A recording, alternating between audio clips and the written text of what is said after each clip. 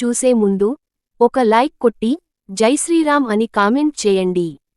ఈ నెల జనవరి 25వ తేదీన శనివారం నాడు షట్టిల ఏకాదశి వచ్చింది. శనివారంతో కలిసొచ్చే ఏకాదశి చాలా పవిత్రమైనది. ఈ ఏకాదశి రోజున వెంకటేశ్వర స్వామిని పూజిస్తే మీ జీవితంలో ఉన్న కష్టాలన్నీ తొలగిపోయి మీ ఇంటికి విపరీతమైన ధనలాభం సిద్ధిస్తుంది. ముఖ్యంగా ఈ ఏకాదశి రోజున ఖచ్చితంగా నువ్వులను ఉపయోగించాలి. మన పురాణాల ప్రకారం ఈ ఏకాదశి రోజున నువ్వులను ఉపయోగించాలని వేద పండితులు చెబుతున్నారు.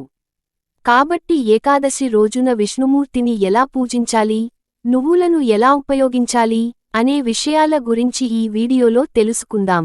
ముందుగా ఈ వీడియోకి ఒక లైక్ కొట్టి మన ఛానల్ని సబ్స్క్రైబ్ చేసుకోండి. లైక్ కొట్టడం మాత్రం అస్సలు మర్చిపోకండి. జనవరి 25 శనివారం నాడు షట్టిల ఏకాదశి వచ్చింది. ఈ రోజున చేసే విష్ణు పూజలకు కోటి జన్మల పుణ్యఫలితాన్ని పొందవచ్చు. కాబట్టి శనివారంతో కలిసొచ్చిన ఏకాదశి నాడు తప్పకుండా వెంకటేశ్వర స్వామిని పూజించండి.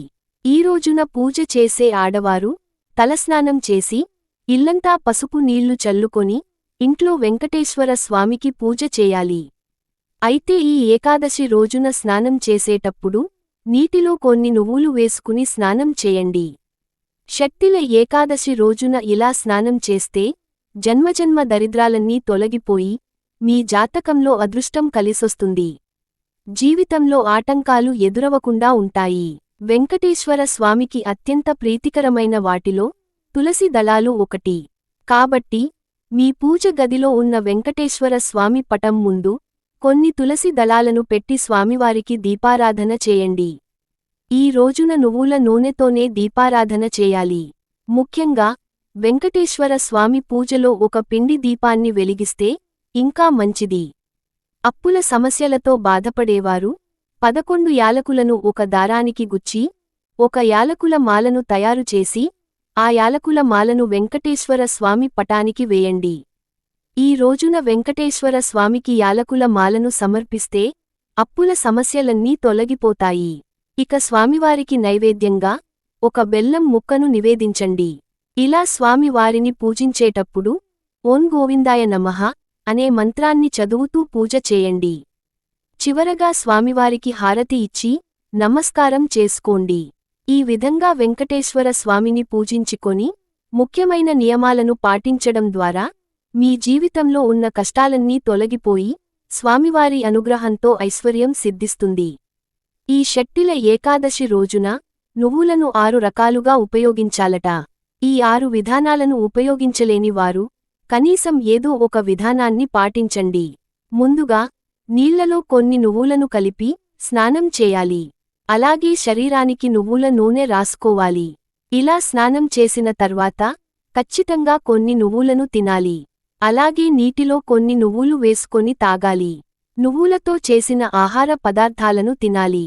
ఈ ఏకాదశి రోజున ఏది చేసినా చేయకపోయినా నువ్వులను మాత్రం ఖచ్చితంగా తినండి.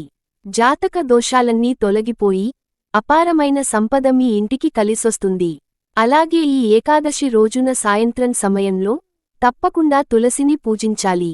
ఏకాదశి రోజున సాయంత్రం 6 దాటిన తర్వాత తులసి ముందు ఒక దీపం వెలిగించి తులసి మొక్క చుట్టూ 5 ప్రదక్షిణాలు చేసి తులసి మాతకు నమస్కారం చేసుకుంటే లక్ష్మీదేవి ఆశీర్వాదం లభిస్తుంది. అలాగే ఏకాదశి రోజు సాయంత్రం సమయంలో ఇంటి గుమ్మం ముందు 2 దీపాలు వెలిగించండి. ఏ ఇంటి ముందైతే 2 దీపాలు వెలుగుతూ ఉంటాయో అలాంటి ఇళ్లలోకి లక్ష్మీదేవి అడుగుపెడుతుంది. మీ ఇంట్లోకి అపారమైన సంపదలను తీసుకువస్తుంది. అలాగే ఈ ఏకాదశి రోజున నువ్వులను దానం చేస్తే చాలా మంచిది. ఎవరికైనా పేదవారికి నువ్వులను దానం చేస్తే మనం తెలియక చేసిన పాపాలన్నీ తొలగిపోయి స్వర్గానికి చేరుతామని విశ్వాసం. సకల దేవుళ్ళు రావి ఆకులో ఉంటారని నమ్మకం. కాబట్టి ఈ ఏకాదశి రోజున 2 రావి ఆకులను తీసుకొని వాటికి కుంకుమ బొట్టు పెట్టి మీ పూజ గదిలో పెట్టుకోండి. ముక్కోటి దేవతల ఆశీర్వాదం మీ ఇంటిపై ఉంటుంది. ఏకాదశి రోజున తులసి దళాలను కోయకూడదు.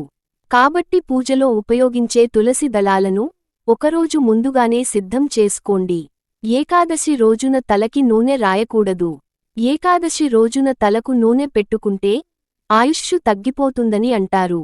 మీ ఇంట్లో ఆదాయానికి మించిన ఖర్చులు ఉంటే ఈ ఏకాదశి రోజున మీ ఇంటి గుమ్మానికి నిమ్మకాయలు కట్టుకోండి. మీ ఇంటికున్న డబ్బు సమస్యలు తొలగిపోతాయి. ఈ ఏకాదశి రోజున ఒక పసుపు వస్త్రం తీసుకొని అందులో 7 లవంగాలు వేసి వాటిని మూట కట్టి దాన్ని మీ బీరువాలో పెట్టుకోండి. ఏకాదశి రోజున ఇలా చేస్తే మాత్రం మీ ఇంట్లోకి విపరీతంగా డబ్బు వస్తుంది. ఈ ఏకాదశి రోజున శ్రీ మహావిష్ణువు రావి చెట్టులో కొలువై ఉంటాడట. కాబట్టి ఈ పవిత్రమైన ఏకాదశి నాడు రావి చెట్టుకు ప్రదక్షిణాలు చేస్తే విష్ణుమూర్తి ఆశీర్వాదం సంపూర్ణంగా లభిస్తుంది. అలాగే ఈ ఏకాదశి రోజున ఏదైనా విష్ణుమూర్తి ఆలయానికి వెళ్లి ఆలయంలో ప్రదక్షిణాలు చేస్తే చాలా మంచిది. ఏకాదశి రోజున ఇంట్లో పూజ చేసేవారు ఉల్లిపాయ, వెల్లుల్లి వంటి ఆహార పదార్థాలను తినకూడదు. అలాగే ఏకాదశి రోజున సాయంత్రం సమయంలో పొరపాటున కూడా ఉప్పు తినకూడదు. ఏకాదశి నాడు ఉప్పు తింటే మీకు అనారోగ్య సమస్యలు వచ్చే అవకాశాలు ఉంటాయి. అలాగే ఈ ఏకాదశి నాడు ఇంట్లో ఉన్న చెత్తను బయట పడేయకూడదు. అలా చేస్తే మీ ఇంట్లో ఉన్న సిరిసంపదలు కూడా తొలగిపోతాయని వేద పండితులు చెబుతున్నారు. ఏకాదశి రోజున పసుపు రంగు వస్త్రాలను వేసుకుంటే జాతక దోషాలన్నీ తొలగిపోతాయి. ఈ పవిత్రమైన ఏకాదశి నాడు ఒక చిన్న దానం చేసినా సరే జన్మజన్మల అదృష్టం కలుగుతుంది. ఇంట్లో ధనధాన్యాలకు లోటుండదు. ముఖ్యంగా ఏకాదశి రోజున ఓం వాసుదేవాయ నమః అనే మంత్రాన్ని 108 సార్లు జపించండి. విష్ణుదేవుని ఆశీర్వాదంతో భోగభాగ్యాలను పొందుతారు.